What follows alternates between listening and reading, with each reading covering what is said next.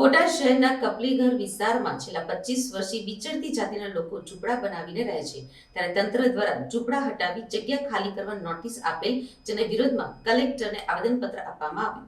બોટાદ શહેરના સાળંગપુર રોડ ઉપર કપલીઘર આવેલ છે. અહીં પછાત જાતિના લોકો છેલ્લા 25 વર્ષથી ઝૂંપડા અને કાચા માલનો મકાન બનાવીને વસવાટ કરે છે અને બોટાદ શહેરમાં છૂટક મજૂરી કામ કરી પોતાનું ગુજરાન ચલાવે છે. ત્યારે તંત્ર દ્વારા તમામ લોકોને તાત્કાલિક અસરથી દબાણ કરેલ જમીન ખુલ્લી કરવા માટે નોટિસો આપવામાં આવી છે. તેથી વિચરતી જાતિના લોકોમાં ભારે ફફડાટ ફેલાયો છે અને નારાજગી પણ ફેલાઈ છે, જેથી રાષ્ટ્રીય પછાત એકતા મંચના આગેવાનો અને વિસ્તારના લોકો મોટી સંખ્યામાં કલેક્ટર કચેરી ખાતે પહોંચી આવેદનપત્ર પાઠવ્યું હતું. મંજુલાબેન હરિભાઈ ચૌહાણ, સાળંગપુર રોડે કપલીધારે અમે રેવી છીએ અને અમને વારંવાર નોટિસ આપે તો અમે રાતોરાત ગરીબ માણસ અમે ક્યાં જાવી, તો અમને ગમે ત્યાં એનો રહેણાંક અમને ફાળવી આપો. આજે કલેક્ટર સાહેબને તમે આવેદનપત્ર આપ્યું. વારંવાર લેખિત આવેદન આપ્યું છે, મૌખિક આપી, અમને કોઈ ફાળવી આપતું નથી. તો અમને બધાને ગરીબ લોકોને જમીન ફાળવી આપો, અમે જે રેવી છીએ અહીંયાની અમને રહેણાંક કરી આપો. હા, એવી આવેદનપત્ર કલેક્ટર પાસે અમે માંગ કરી. અમને અહીંયાથી કાઢે તો અમે ક્યાં જવી ગરીબ માણસો, અમારે બધા નાના નાના છોકરા, અમારે રાતોરાત લઈને ક્યાં જવું, અમને કોઈ અમે કાયમ મજૂરી નથી હાલતી, તો અમારે બધાને ભાડું ભરવાનું અમારે કોઈને વ્યાત નથી, એટલે અમને કોઈ ભાડે નથી આપતું. તો અમે કલેક્ટર સાહેબને બધાને એવું આવેદનપત્ર મૂક્યો છે કે અમને બધાને જમીન ફાળવી આપે, જ્યાં રહેવી છે અહીંયા અમને આપે.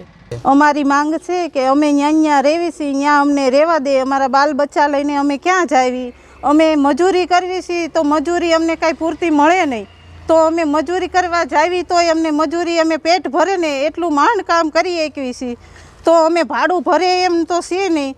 તો અમે એમ માંગ કરવી છે કે અમને અહીંયા રહેવા દે ને, તો કેન્દ્ર સરકાર બહુ સારું છે, એટલે અમે એટલું આવેદન કરવી છીએ. સરકાર દ્વારા ગરીબ પછાત જાતિના લોકો ઘર વિહોણા ન રહે તે માટે જમીન ફાળવી મકાન બનાવવાની યોજના અમલમાં મૂકવામાં આવી છે. ત્યારે બોટાદ શહેરના કપલીઘર વિસ્તારમાં રહેતા પછાત જાતિના લોકોને જમીન ઉપર થયેલ કાચા મકાનો હટાવવાની નોટિસ અપાઈ છે.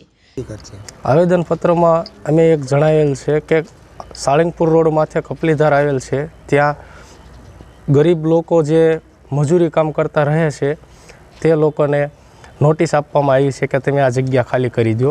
અમારી એવી માંગ છે કે એમને વૈકલ્પિક રીતે કાંઈ એવી જગ્યા ફાળવી દો કે તમે આ જગ્યામાંથી વસવાટ કરો, અથવા તો રાજ્ય સરકાર અને કેન્દ્ર સરકાર પાસે અમારી એવી માંગ છે કે તમે અમને પ્લોટ એવી રીતના ફાળવી દો કે જે સરકાર હરેક ગરીબ લોકોને ફાળવે છે, તો આ ફાયદો નાનામાં નાના વ્યક્તિ સુધી પહોંચે, એવી અમારી માંગ છે. જેથી આવા પછાત લોકો રસ્તા ઉપર આવી જશે, તેથી તંત્ર દ્વારા આવા લોકોને વૈકલ્પિક વ્યવસ્થા કરવામાં આવે તેવી માંગ કરવામાં આવી હતી. તેમજ જ્યાં સુધી વૈકલ્પિક વ્યવસ્થા ન કરાય ત્યાં સુધી દબાણ હટાવવાની કામગીરી બંધ રાખવામાં આવે તેવી માંગ કરી છે. આવેદનપત્ર એ માટે આપવામાં આવ્યું છે કે બોટાદ શહેરની અંદર આવેલ એક કપલીધારમાં 30 થી 25 વર્ષ સુધી લોકો રહેતા હોય અને એવા લોકોને નોટિસ પાઠવી અને રાતોરાતમાં કે તમે જગ્યા ખાલી કરીને નીકળી જાઓ, તો એ વિસ્તારની માલિક કોઈ અમીરો તો રહેતા નથી. કેન્દ્ર સરકારના મોટા મોટા વાયદાઓ હોય છે કે ગરીબ, પછાત અને આદિવાસી લોકોને રહેવા માટે અને પોતાના વિકાસ માટે તમામ સુખ સુવિધા પાર પાડવી, એવું વાતો કરવાથી નહીં પણ જમીન લેવલે એમને કામ કરવું જરૂરી છે.